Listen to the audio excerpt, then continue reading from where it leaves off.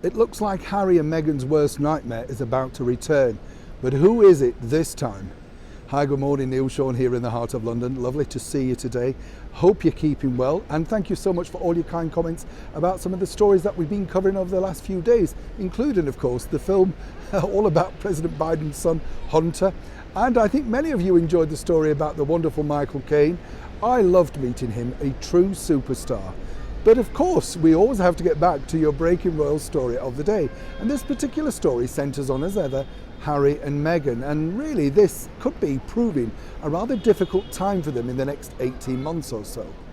Now, as we know, Harry and Meghan are quite vocal in their political leanings. We saw them a while back urging people to vote when apparently royals, well, not apparently, they're not allowed to influence any political leaning. But that didn't stop them because they're not royals anymore. But nonetheless, it got picked up on.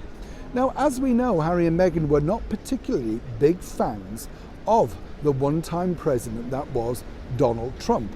If you recall, of course, rather conveniently, Meghan wasn't too well to meet Donald when he came over to the United Kingdom to meet our gracious Majesty the Queen. That was left to Harry.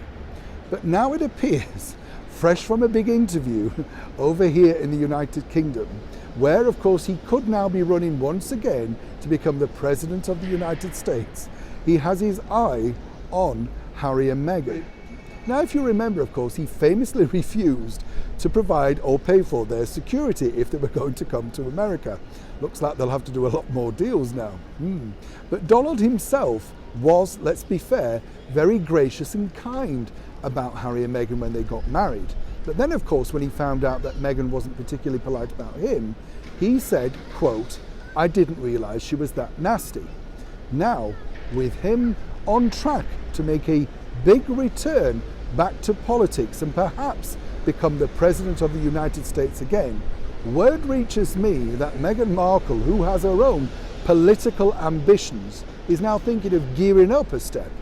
Now, let's face it, she couldn't get anywhere near the power that he has right now or indeed enjoyed.